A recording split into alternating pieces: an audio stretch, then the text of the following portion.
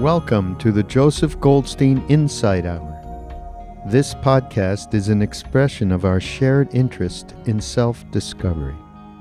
Join Joseph as he shares his deep knowledge of the path of mindfulness. If you are interested in supporting this podcast, please go to BeHereNowNetwork.com/Joseph.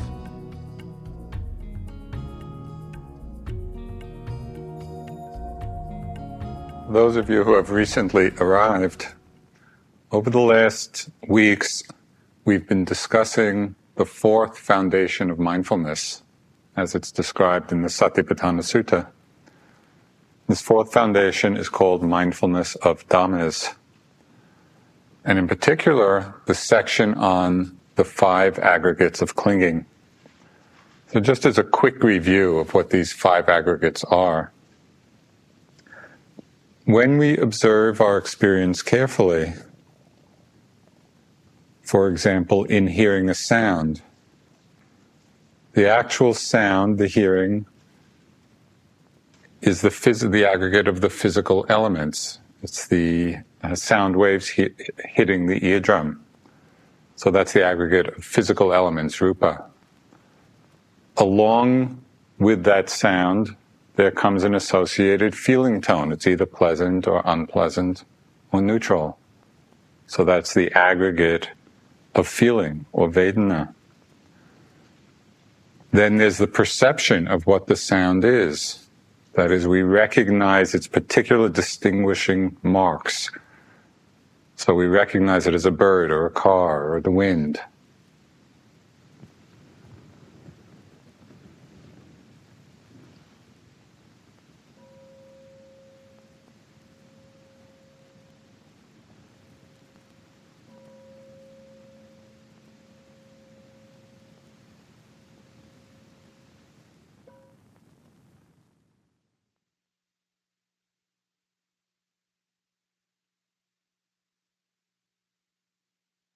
This is the aggregate of perception.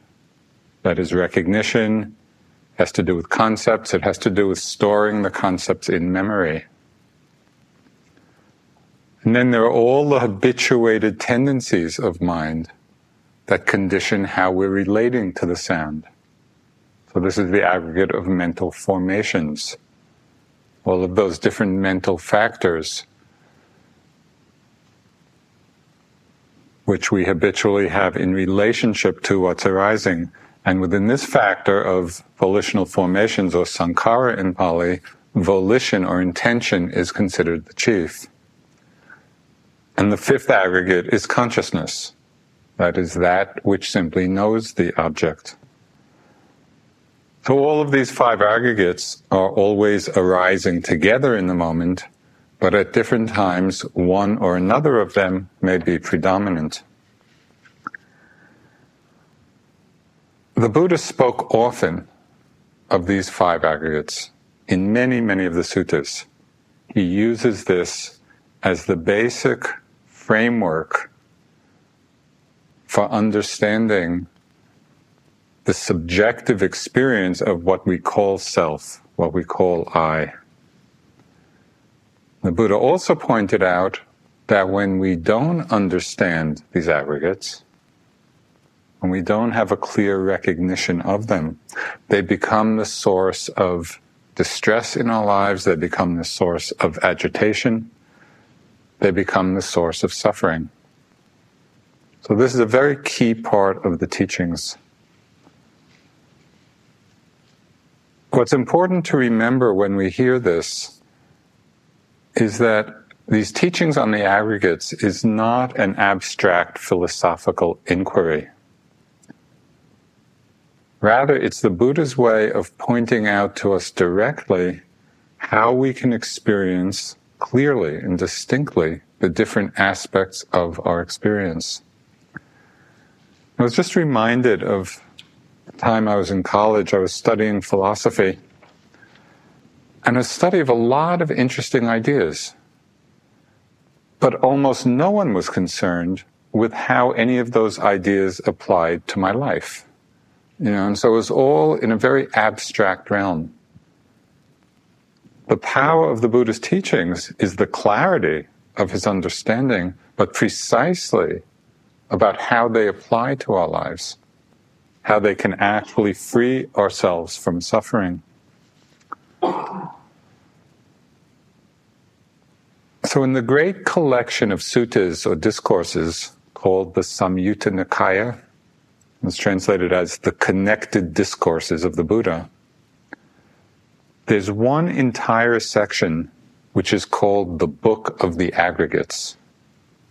And in this section there are 159 short discourses which goes into quite a bit of detail about how we habitually take these aggregates as objects of clinging. And also how we can free ourselves from clinging to them by first recognizing them clearly, and then by seeing their impermanent, unsatisfying, and selfless nature. So in the classical progression of these three characteristics of impermanence, unsatisfactoriness, selflessness, the Buddha usually begins with impermanence because it's so easily recognizable. And he does this with regard to the aggregates in the instructions in the Satipatthana Sutta. So I just want to read this little section from this discourse. So he says, again, monks, in regard to dhammas, one abides contemplating dhammas in terms of the 5 aggregates of clinging. And how does one, in regard to dhammas, abide contemplating dhammas in terms of the 5 aggregates of clinging? Here one knows, such is material form, such its arising, such its passing away. Such is feeling, perceptions, volitional formations, consciousness, such as its arising, such as its passing away. So the Buddha is giving us a very direct instruction here. Recognize each one of these as they become predominant, note their arising, note their passing away. This is the contemplation. This is the practice of mindfulness with regard to it. So wherever we are noticing the changing nature, wherever we're noticing the arising and passing away, whether it's of a physical sensation, whether it's of that feeling tone of pleasant, unpleasant neutrality, whether it's a perception, a concept in the mind, whether it's different emotions or moods, different of the mental formations, whether it's consciousness, whenever we are seeing directly for ourselves how something arises and then passes, we are actually putting into practice the Buddha's instruction in this sutta.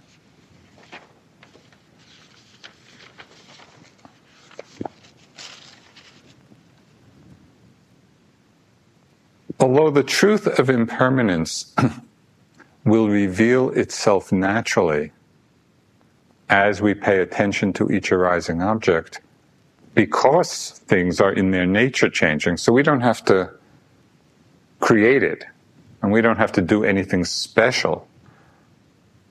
We simply have to be paying attention, and we will see the truth of impermanence. Still, we can also set an intention to specifically key in to the fact of things arising and passing away. Given that this is a key instruction of the Buddha's, we can have this intention in mind. So, for example, when we were studying and practicing with Sayadaw U Pandita, as many of you know, he was a very demanding teacher and wanted tremendous specificity in our reports about what we were experiencing. He didn't like a lot of metaphors, and he just wanted to know exactly what it was that we were experiencing. But he also asked us to report not only on what it was that arose, a particular sensation or a sound or a thought, but also to report on what happened to that experience as we were aware. So, for example, we might report, I was sitting and experienced a sensation of pressure. I noted it as pressure. And as I watched it, it grew stronger. Or as I watched it, it grew weaker. Or it disappeared, or it shifted position. Well, that was quite demanding, because in order to be able to report that, it really required that we be right there and see what happened to it.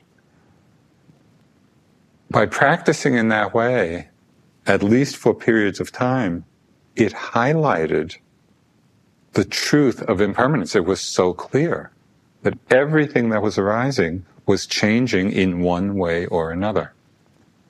So we can key ourselves into this understanding. Now, we know things are changing on every level of experience, and whether we're looking at the most macroscopic or the most microscopic, when you think of the birth and death of stars, or, the energy vibrations of whatever's happening on the level of quantum reality. You just go from the very biggest to the very smallest and everything in between. We see that it's all in a process of change. Things are arising and passing away.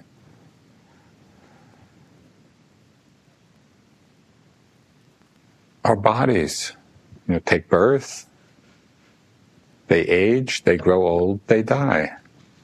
Our thoughts, our emotions, moments of consciousness arising and passing away. Our relationships are in a continual process of change. The rise and fall of cultures, of civilizations, of societies, on every level, every aspect. Change is so predominant.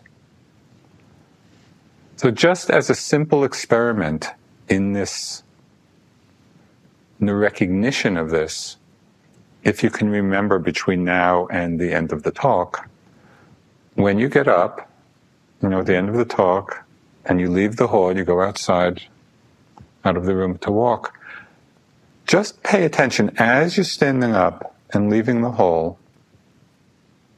Pay attention to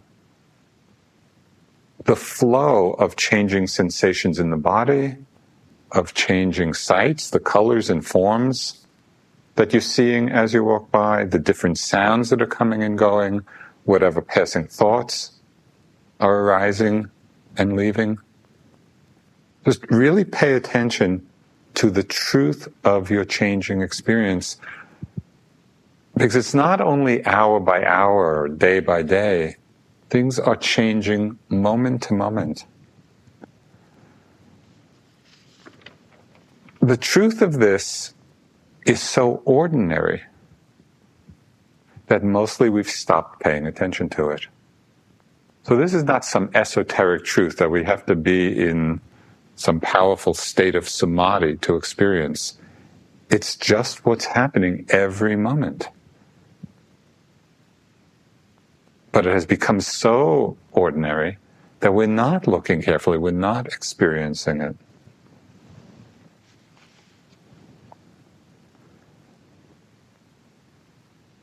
And yet,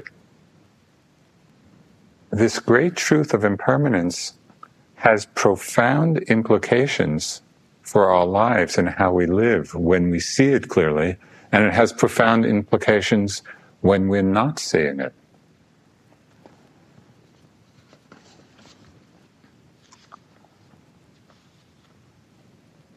Just in case you still have some doubts about this, a monk, this is from the suttas, in the town of Savatthi, where the Buddha spent many rainy seasons, he said, a certain bhikkhu sitting to one side said to the Blessed One, Venerable Sir, is there any form that is permanent, stable, eternal, not subject to change, and that will remain the same, just like eternity itself?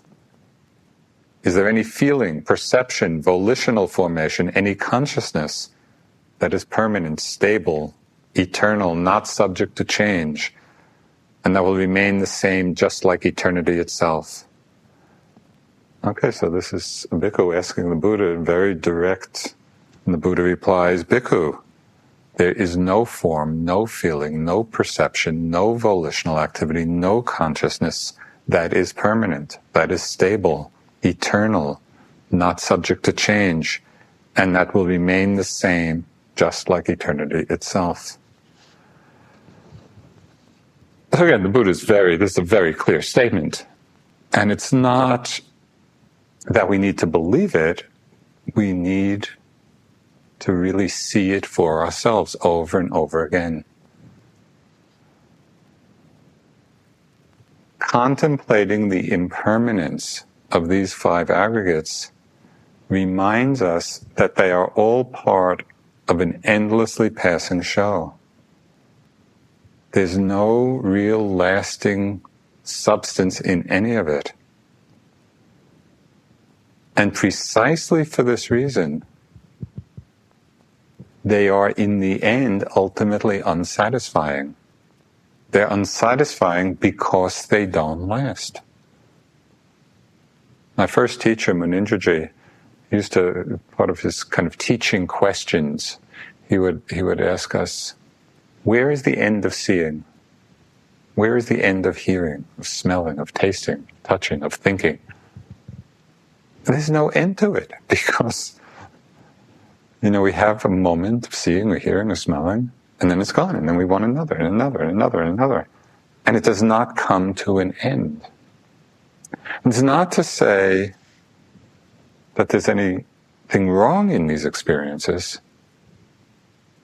It's just that through a direct seeing, a vivid, clear seeing of their momentariness, we come to realize deeply that they cannot fulfill us, that is not where fulfillment is to be found. So it becomes so obvious, as we look again and again and again.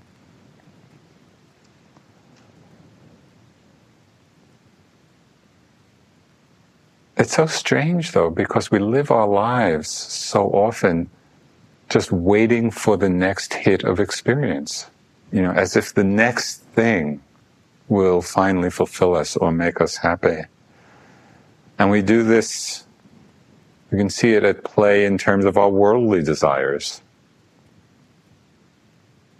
Those of you who have been here for some time have probably had some thoughts about kind of just the first fun thing you'll do when you leave. And it could be whatever your particular fantasy is. But that also is just going to arise and soon be past. Just a little secret. It's not going to be as fulfilling as you imagine.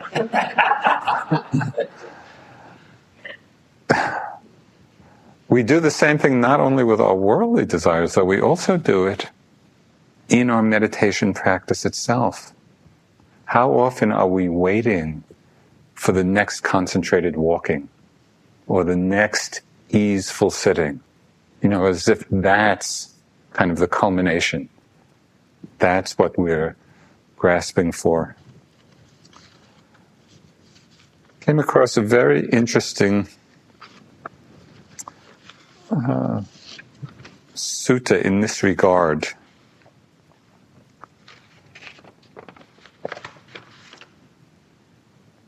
Of a monk who, in a very fundamental way, was attached to concentration and then suffered in the lack of it.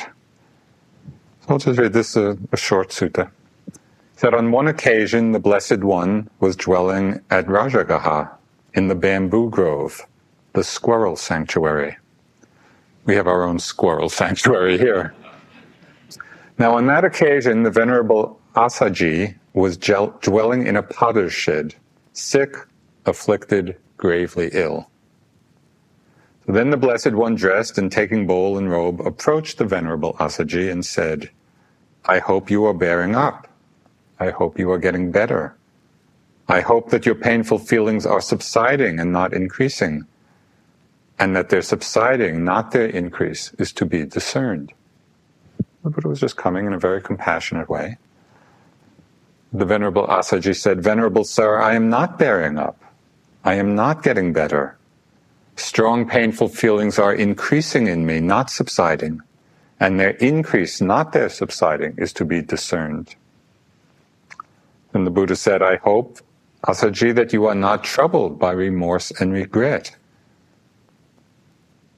And the monk replied, "Indeed, Venerable Sir, I have quite a lot of remorse and regret."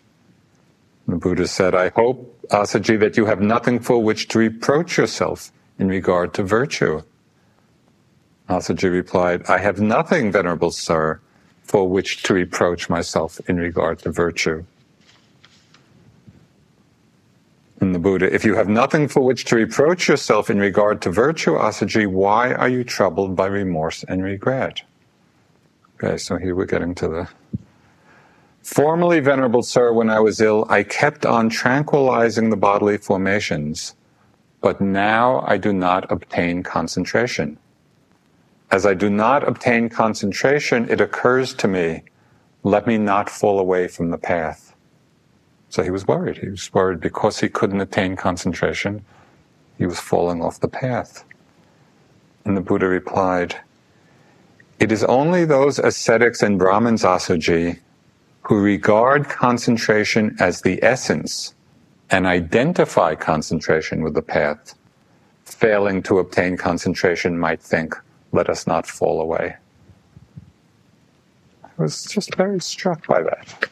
Because how often are we just looking in our practice for different states, and then when the states don't come, we feel we're not practicing well, or we're falling away from the path, and there's remorse and regret and all of that. And the Buddha is saying so clearly, that is not the essence of the path. The essence is awareness. The essence is not clinging. So we need to really internalize this understanding. There's a certain paradox of the spiritual life that as objects of clinging, the whole range of passing phenomena, whether of the body or of the mind, as objects of clinging, all experience leaves us unfulfilled, precisely because they're so impermanent. But as objects of mindfulness, those very same arising objects become the vehicles of our awakening. So it's not the problem of experience, it's not the problem of what's arising, rather, are they objects of clinging or objects of mindfulness? That is the key.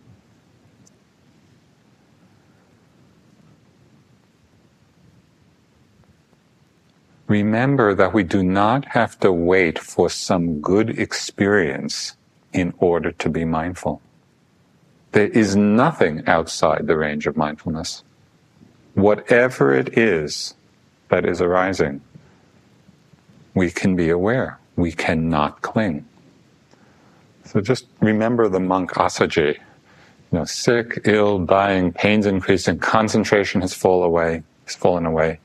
Not a problem when we understand the essence of the path.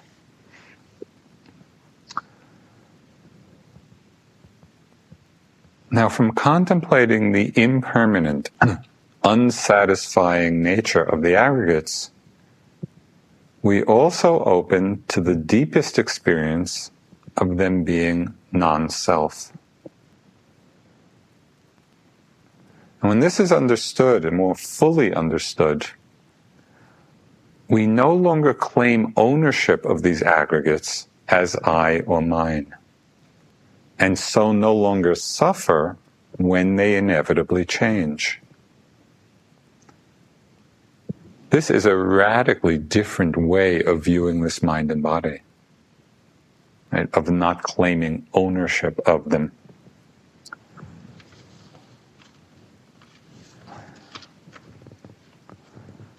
The Buddha used a very good example for this. There's an example of people carrying off grasses and sticks and shrubs from a forest grove. Okay, and this again was in the town of Savatthi, where he was staying. And the Buddha said, when you hear this, it's as if the Buddha is talking to us. This is the teaching for us here. Bhikkhus, that's us. Whatever is not yours, abandon it. When you have abandoned it, that will lead to your welfare and happiness.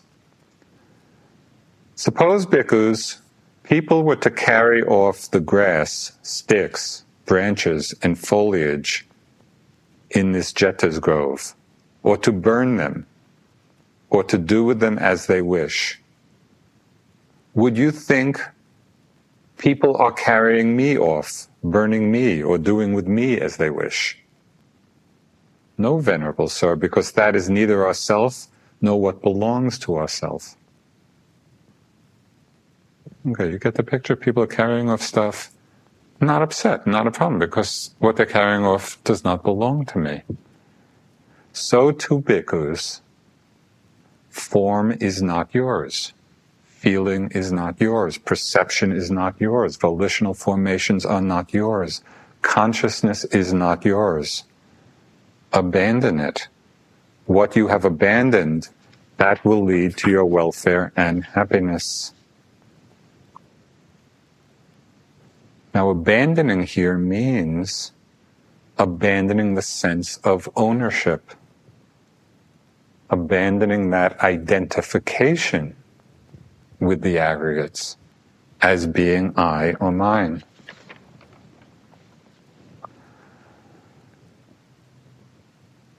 So it seems so clear and so obvious. Just imagine the freedom if we were not taking this body and mind to be self. It would be a state of great fearlessness. As it went through its changes, its inevitable changes, it would not be a problem. So the question arises, how have we become so attached to these aggregates? How have we become so identified with them as being self, as being who we are? It's as if our claim of ownership has been long established in the cosmic registrar of deeds, and we defend our claims with the greatest tenacity.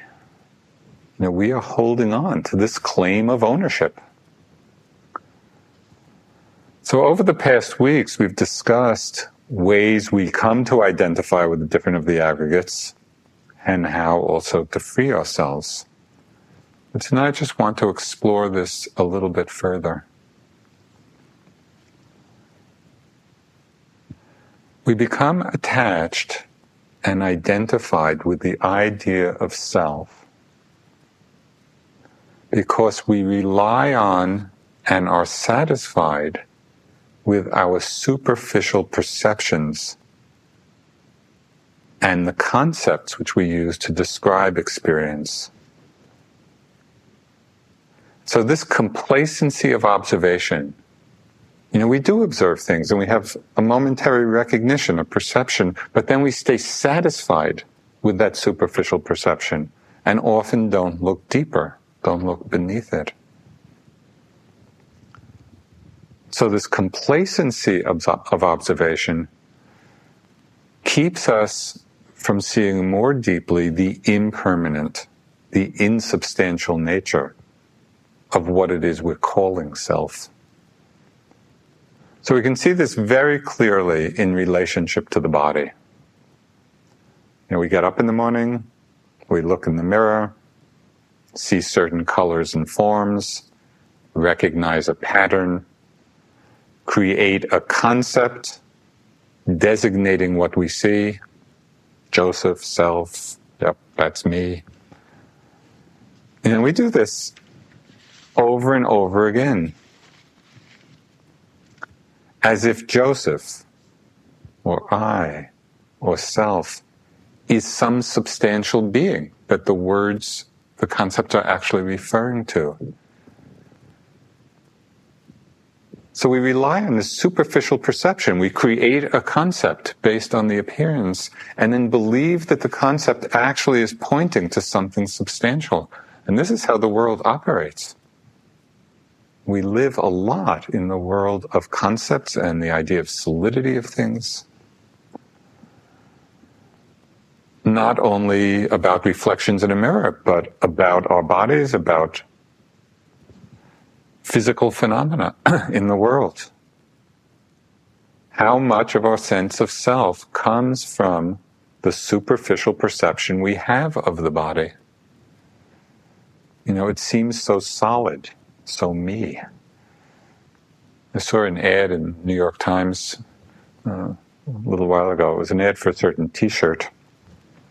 And the kind of writing on the T-shirt said, me, me, me. And that's sort of how we feel. I mean, isn't it? Me, this is me. So I thought we should have an IMS T-shirt saying, not me, not me, not me.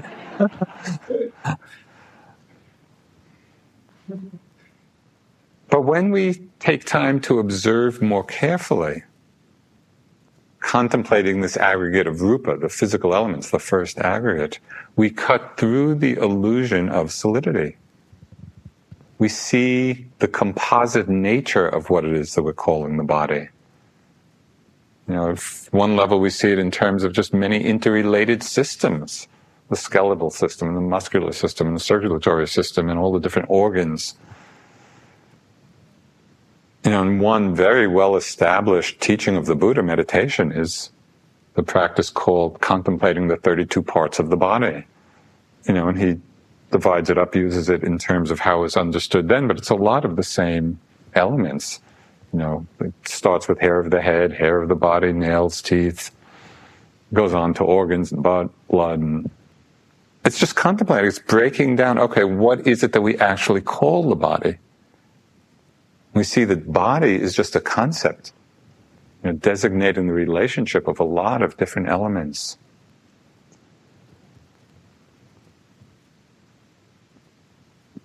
But what's so amazing, even if we know this intellectually, we wrap up all these different elements in skin, and then we get very attached to it, and we get very attached to other people's bodies.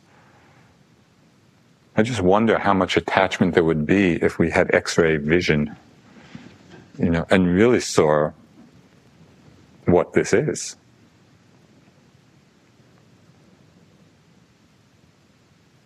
And then to also see how much attachment to the body, because we're not seeing it for what it is, conditions our fear of death. Because we are claiming ownership, taking this body to be me, to be I, to be self. So naturally there'll be fear of death as the body decomposes. We could look even deeper, on the cellular level or on the atomic level. We see that the body is really mostly empty space. In meditation, and this is one of the great gifts and powers of our meditation practice as we train our mind in greater concentration and greater mindfulness, greater attentiveness, we cut through the illusion of solidity. And we begin to experience directly the body as a fluid energy system. So I want to read a little bit. This is the book on Dipa Ma. And most of you probably know she was one of our teachers and this very, very extraordinary woman. She had a lot of suffering in her life, and then came to the practice, and very quickly she had extraordinary paramis, background, in a very short time achieved high states of realization, and also many of the psychic powers, that talked about in the Buddhist tradition. So this is kind of like for fun. Okay.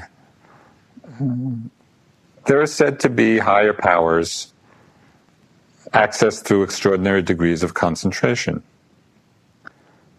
Like supernatural powers of the ability to transform one of the four basic elements of the physical world into another. These are some of the stories told by my teacher, Munindra, who taught Dipa Ma how to do all this. He said, according to Munindra, Dipa Ma demonstrated each of these powers to him. The following accounts are based on Munindra's recollections. You may not believe it, he said, but it's true. Okay, it's just, you may or may not believe it.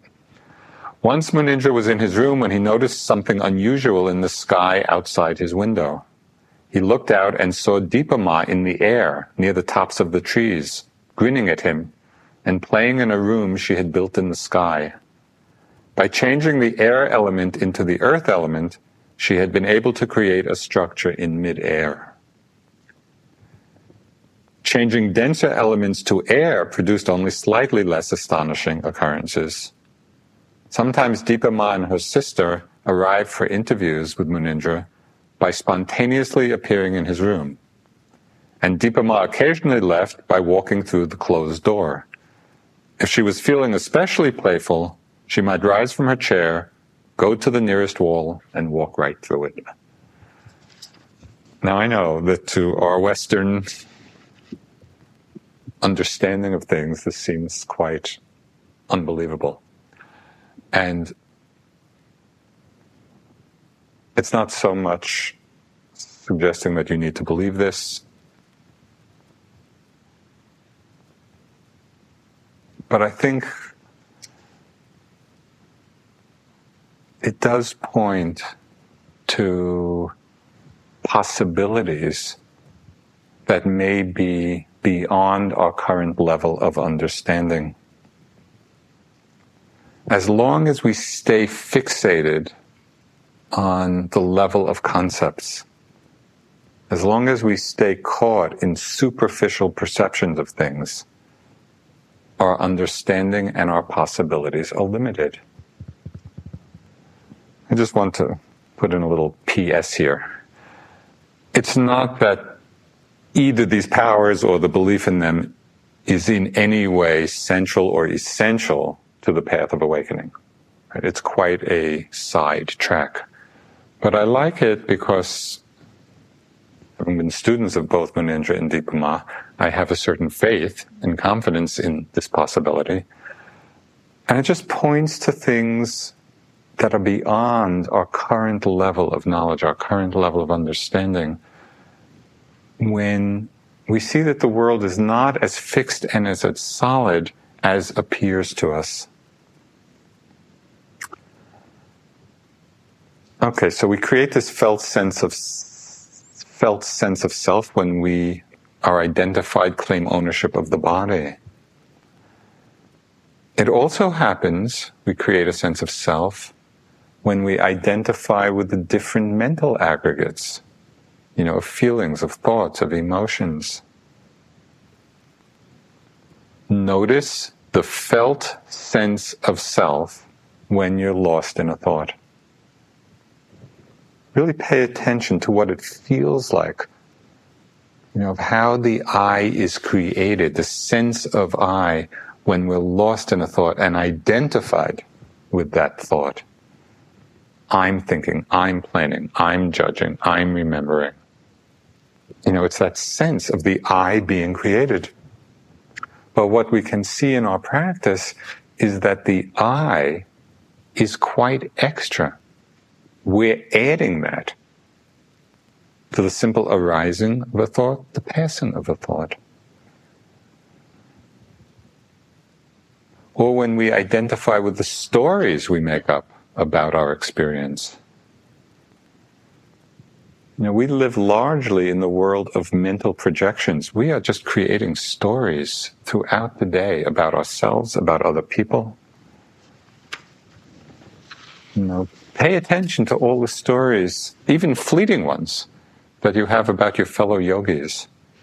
Maybe you're caught in different Vipassana romances, where you just create a whole projection. Maybe they have vipassana vendettas. It's somebody who's really bugging you, and you create a whole story. Or, all those quick little subtle evaluations of their practice. Good yogi, bad yogi. And this is what the mind is doing. It is so freeing to realize that the only power that thoughts have is the power that we give them. The thought itself is little more than nothing. It's just like this little blip in the mind, arising and passing away. But when they're unnoticed, and we're identified with them, when we're taking them to be self, we are giving them an enormous power in our lives. So notice carefully the difference between, in your experience, not intellectually, notice the difference in your experience between times when you're lost in a thought and times when you're aware that you're thinking. There is a huge difference in the experience of mind during those times.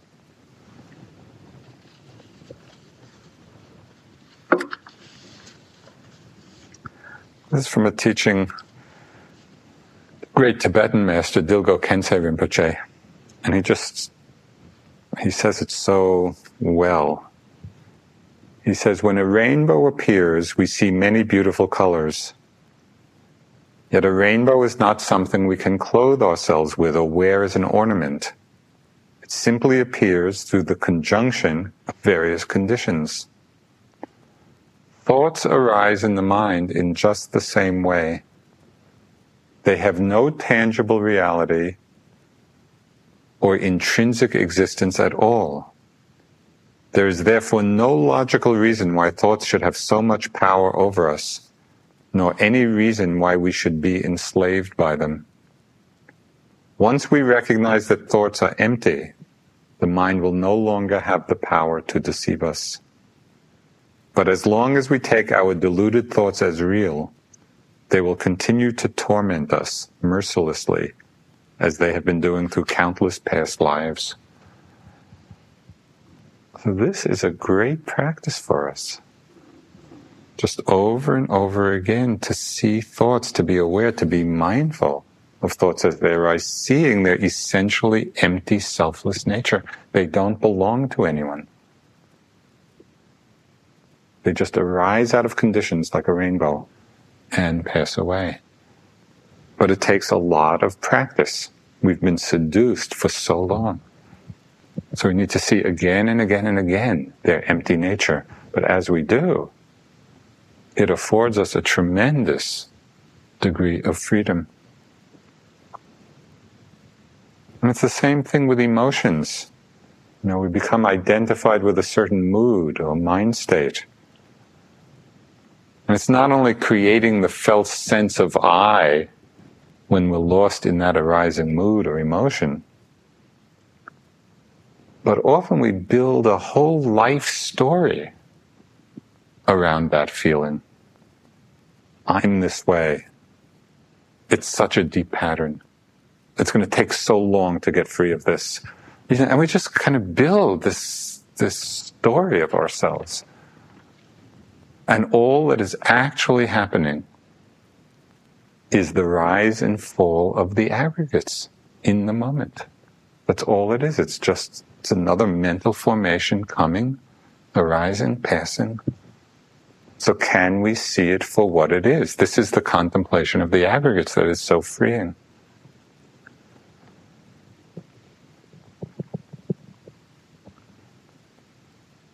Building a life story. And for those of you who have been at retreats of mine, know that I could never let an opportunity pass without mentioning the Big Dipper. But building a life story is having the perception that the Big Dipper is always there.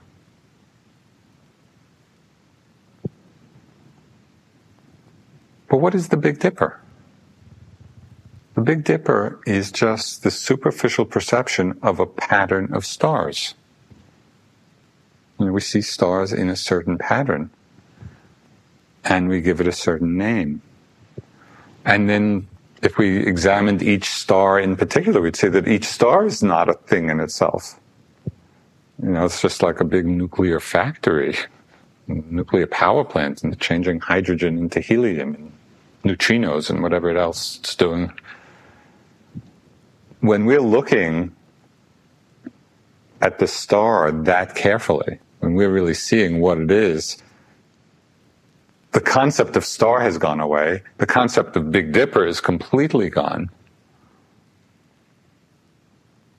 And it's so strange. We can know this about something millions of light years away, and yet we don't know about this very mind and body. We're taking this mind and body to be like the Big Dipper, as if this is a self, some existing, ongoing being, entity. And the whole practice is just to look through that, to get through that illusion.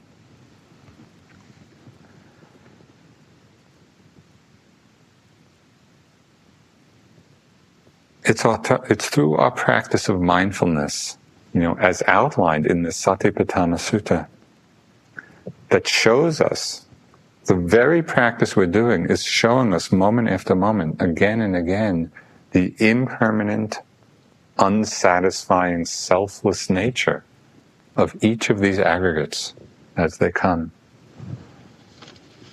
This is what the Buddha called true knowledge. Well, this is a monk speaking to the Buddha. It is said, true knowledge. What now, sir, is true knowledge? Buddha's replying, here, bhikkhus, the instructed noble disciple understands form is subject to arising, subject to vanishing, subject to arising and vanishing. Understands feeling, perception, volitional formations, consciousness, subject to arising, subject to vanishing, subject to arising and vanishing. This, bhikkhus, is called true knowledge. This is what we're doing in our practice, just seeing each of these aggregates arising and vanishing. We're practicing seeing that, because seeing it frees us from this habit of claiming ownership, claiming them to be I or mine.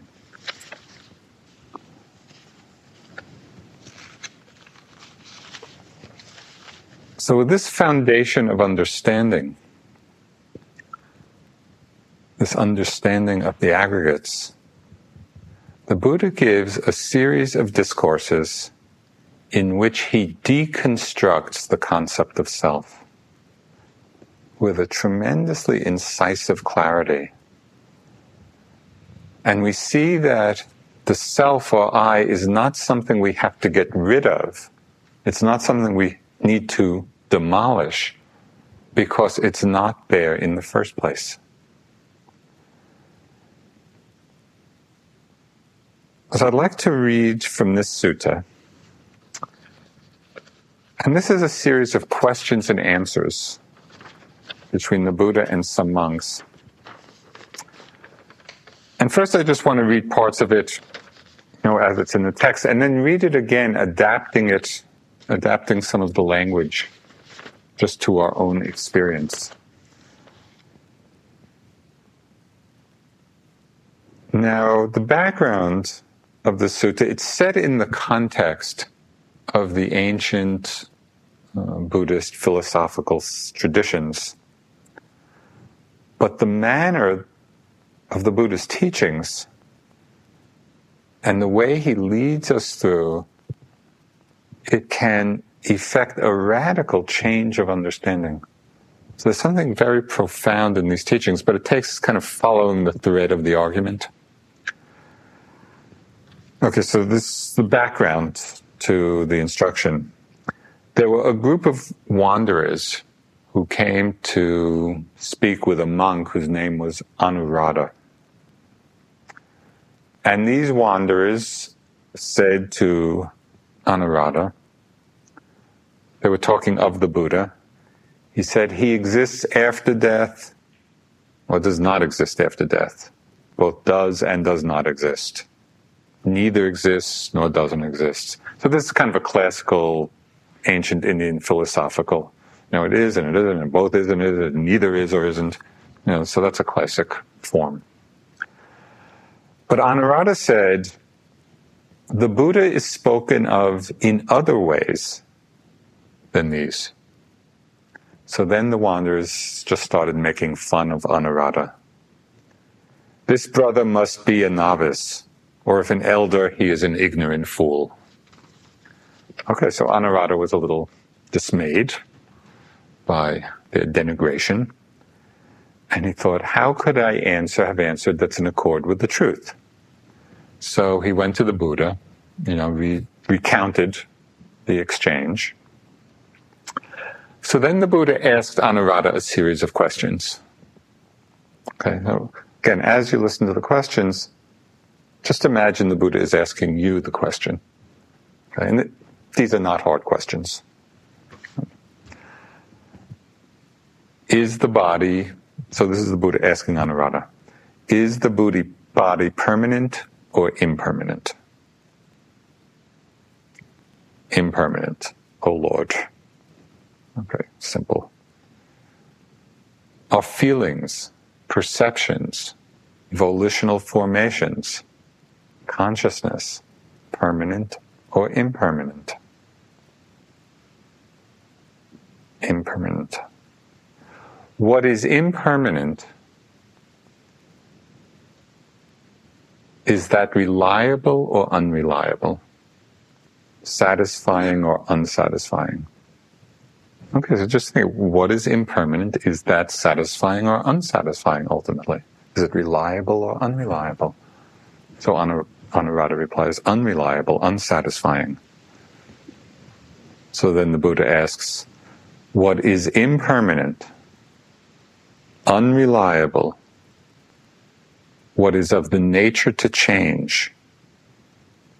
Again, which is all of the aggregates just mentioned. What is impermanent, unreliable, what is of the nature to change? Is it proper to regard that as, this is mine, this is myself, this is I? No, Bhante, no, Venerable Sir. Okay, so now you need to follow this. So the Buddha asks Anuruddha, and when the Buddha talks of himself, he refers to himself as the Tathagata. So that's the term he uses to refer to himself. So now, Anuruddha, do you regard the Tathagata's body as being the Tathagata? Surely not. Do you regard feelings, perceptions, formations, consciousness as being the Tathagata? Surely not. Do you regard the Tathagata as being something apart from these five aggregates? No, Bhante, no, Venerable Sir. So none of these aggregates are considered to be the Tathagata, and the Tathagata is not something apart from them either. Do you regard the Tathagata as having no body, no feelings, no perception, no volitions, no consciousness? Surely not. Okay, this is the key line. Then since in just this life the Tathagata is not to be found, is not met with in reality, is it proper to say of him he can be spoken of in some other way after death? No, Bhante. Well said, Anuruddha. Both formally and now, only this do I teach, what suffering is and what is its end. Okay, so this is the first run through. I just want to run through it again with reference to ourselves rather than to the Tathagata. Okay, is body permanent or impermanent? Right, feelings, perceptions, volitions, consciousness, permanent or impermanent. Okay, impermanent? Is what's impermanent reliable or unreliable? Unreliable. Is what's unreliable, impermanent, subject to change? Is it proper to call that, this is mine, this is I, this is myself? It's like the twigs in the grove. They're just elements, they're impersonal elements. Now, it's not proper to take this as being I, mine, or self. So now, do you regard your body, given this understanding, do you regard your body as being self? Surely not. Do you regard feelings, perceptions, formations, consciousness as being self? Surely not. Do you regard self as being something apart from these aggregates? Is that how we think of self? As being something apart from this? No, Bhante. Do we regard self as having no body, no feeling, no perception, no volitions, no consciousness? No, Bhante.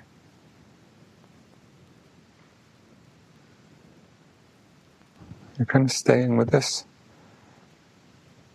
Okay, we're seeing that the body is not self, all the aggregates are not self, the self is not something apart from the aggregates. It's not that the self is something apart from all of these things. So then, since in this very life, the self is not to be found, does it make sense to speak of what happens to it after death? The whole question disappears.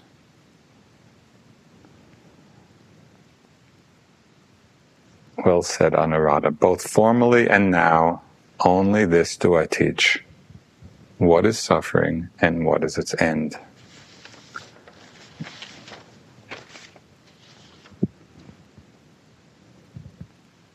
So this sutta is worthy of some contemplation because it uses the teachings of the aggregates to simply deconstruct the notion that there is a self there in the first place. Now, what's so amazing about this, when we realize that Big Dipper is just a concept, does anything change in the sky? Nothing changes. Everything is exactly as it always was. It's just that we're seeing things more clearly. When we see Big Dipper as just a concept, we get less attached to the dipper. When we see self is just a concept, everything stays the same as it always was. But when we see that self or I is a concept, it frees us from attachment to these elements. It frees us from identification with these elements. It frees us from this sense of ownership of them.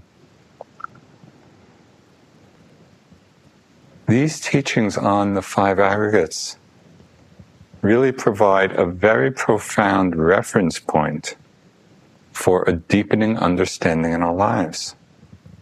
It makes us question, what is it that we are attached to? What is it that we are craving?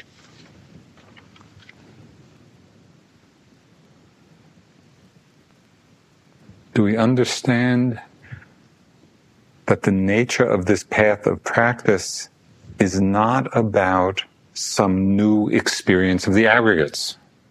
We're not practicing to have a better feeling or a better perception or a higher state of consciousness. But rather we're practicing in order to free the mind from any clinging to the aggregates as being I or mine. That's the essence of our practice. That's our path.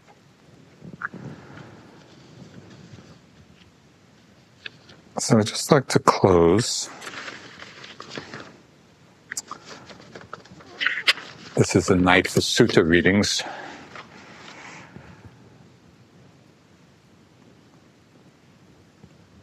Well, this just kind of sums it up again. This is the Buddha at Savatthi. He said, Bhikkhus, this samsara, this round of rebirth, is without discoverable beginning. A first point is not discerned of beings roaming and wandering on, hindered by ignorance and fettered by craving. There comes a time, bhikkhus, when the great ocean dries up and evaporates and no longer exists.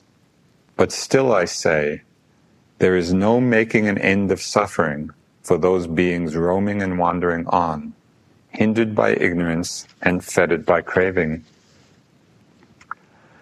Suppose, bhikkhus, a dog tied up on a leash was bound to a strong post or pillar. It would just keep on running and revolving around that same post or pillar.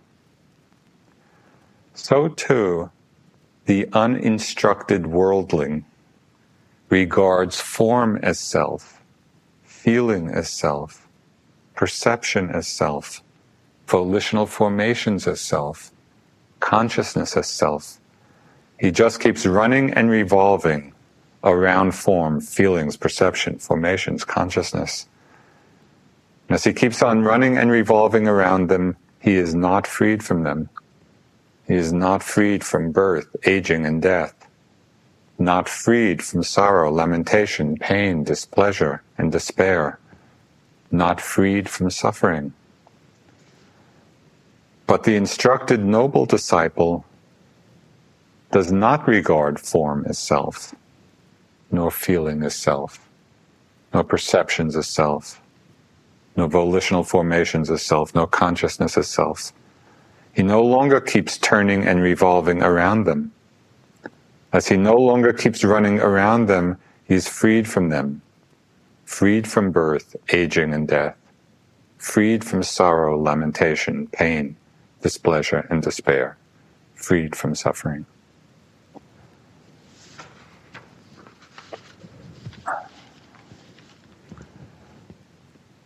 Let's sit for a few moments.